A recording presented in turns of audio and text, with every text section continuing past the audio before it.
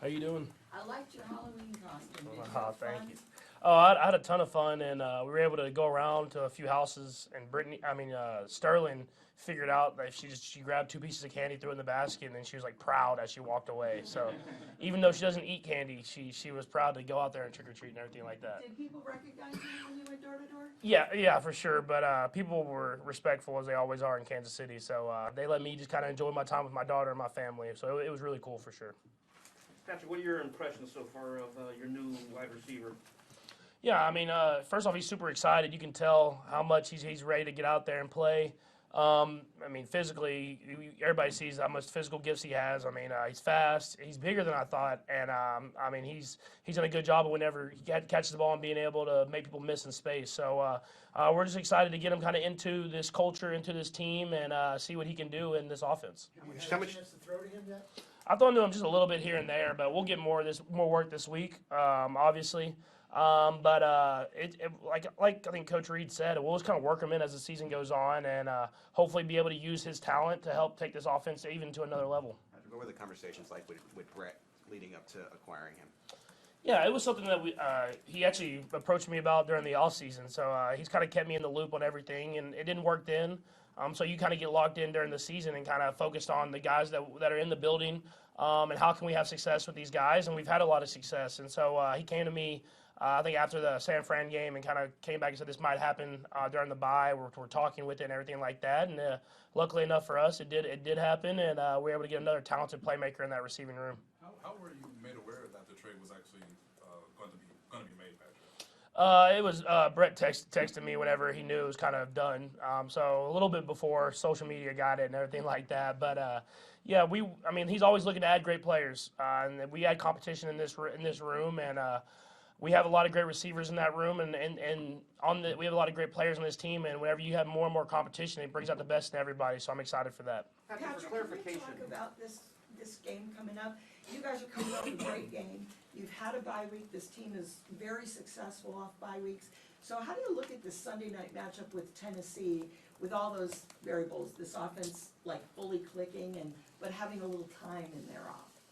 Yeah, you got to be ready to play.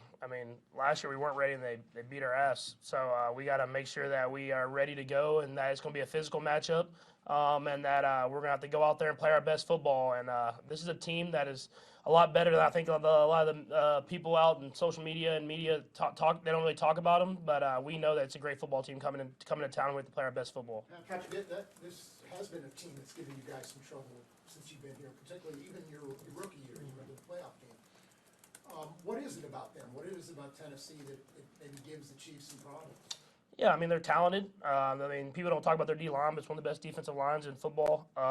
They're well coached. Coach Vrabel, I worked with them a little bit at the Pro Bowl and understand the coach that he is. So they're a great, well coached football team, and they have a mentality. They're going to come in and they're gonna win. And a lot of times in this league, if you don't have the confidence going in, that's where you kind of lose the game. But whenever you go up against a team that's as confident as you are that they're going to win, it's going to be a battle.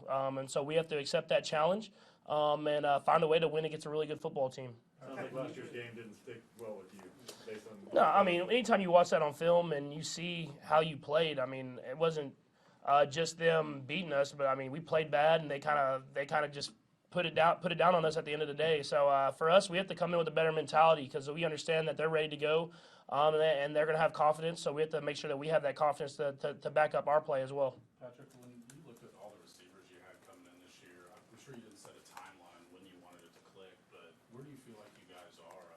Week 7, it seemed like in San Francisco in particular worked out pretty well. Yeah, I think we've gotten better and better each and every week. That's all you can expect whenever you go into a season with a lot of new faces. But I think guys understand the offense even more. I'm understanding how they're going to run routes a little differently than when we first got here because they've seen how it's supposed to be ran during the game. When you're on that same page, that's when our offense really clicks. And so we're going to continue to evolve, continue to get better and better. But I'm very, very, glad with what the progress has been in that receiving room. And I think it'll get even better. To say nothing of the guys you previously had here, but how much does it help having depth at that position? 2, 3, and 4 options being guys you can count on as well. Yeah, I think we just have a different variety of guys. I think that's the biggest thing. And whenever you're kind of trying to find that right role for guys, you get to see a lot of different mixtures of personnel sets and different receiving groups out there on the field. So when you have guys that can come off the bench, quote unquote, and be like Justin Watson or Sky Moore that have speed that can still be game breakers, that helps out a ton. And so you never know where it's going to come from because we have a lot of speed guys, but we have physical guys as well. So we can kind of interchange those routes between all of them. Patrick, over bye weeks, you've just kind of learned things as you've done well with bye weeks as much as Andy Reid has over his tenure. Do you do more self-scouting? You try to get away from football for a little bit? What do you feel like works best for you over bye week? Usually for me, I get away for a little bit, and then I come back and try to get back to self-scouting, see what we did well before that and what we can do better. And then I go back to my fundamentals, and I usually get at least one day of work with just my quarterback coach and working on my fundamentals and stuff like that. So I try to make sure I kind of stay on top of all that stuff because we had that little bit of a break, and I want to get away and let my body relax but not get too far away. Patrick, you mentioned, just for clarification purposes, you mentioned earlier that Brett came to you during the offseason about Kadarius Toney. So the Chiefs were interested in a potential trade during the offseason? Yeah, it was during the time when we were kind of bringing all the receivers in. So that was the time where he kind of throwing out different options for different guys. And, I mean, there was a ton of options, and he was going to try to work on. And we were able to get Juju and Marquez, which is obviously a great starting point because we have two great receivers that come in to add with McCole. And then you draft a guy like Sky, bring in a guy like Justin Watson.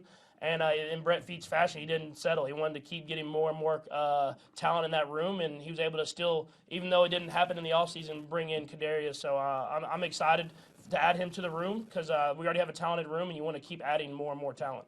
They're different players in their careers, but obviously they play the same position.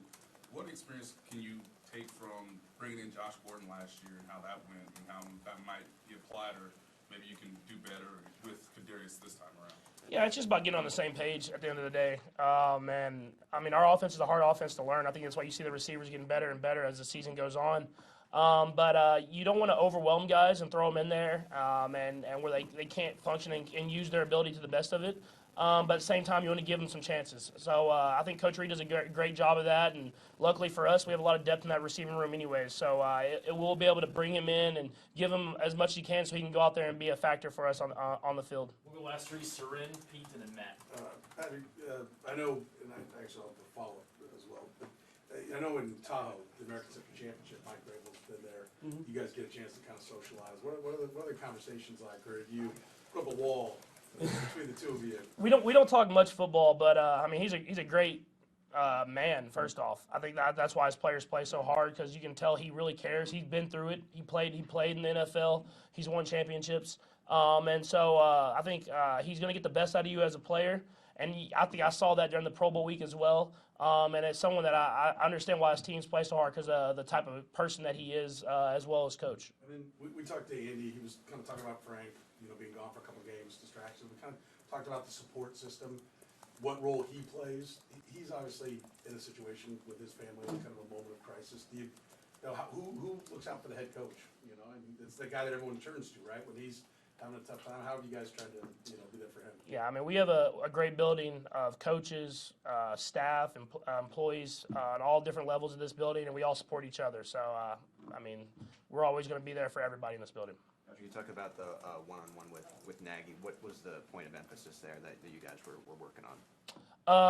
I did talk. I worked with Nagy on the scouting stuff, but I was talking about my other quarterback coach as far as fundamentals and stuff like that. But that's stuff that me and Nagy work every week. So just trying to while we're gone and I can get away just to hear another voice. Just went back to the guy I was with in the off season. But me and Nagy kind of went back on the scouting of the beginning part of the season and where I could be better at that way. Who was that? I always work with Jeff Christensen. That's a guy I've worked with for the last 5 years now. Last two, Matt and Steve. Patrick, you had a big night down in Lubbock over the weekend. What did that mean to you being inducted into the Ring of Honor? It was cool. It was a surreal moment.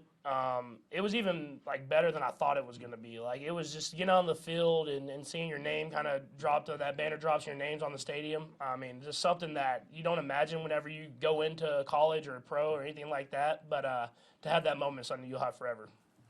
Patrick, baseball question for you. Astros manager Dusty Baker talked about the lack of U.S.-born black players playing, in this year's World Series. As a son of a former pro, you grew up playing baseball. What should be done to get more black kids playing baseball? I think they've started to kind of help that, whereas they've done this thing called a breakthrough series, which I actually played in when I was in high school, and it's grown more and more. My dad works with it a little bit. LaTroy Hawkins works with it. My godfather, and they're trying to do their best to get more, like you said, American-born black kids to grow up throughout baseball. And I think you see everybody kind of goes to football because it became such a major mainstream sport, but. I mean, when I look back and I watch these games being played, sometimes I wish I was out there playing because it's such a great sport that we all loved, that I loved growing up. And I think as we continue to show it in more neighborhoods, and it's not just basketball and football, I think you'll see some of these great talents come back up and kind of make that statement that we've made in the past. Okay, thanks, Patrick. Thanks, Thank you.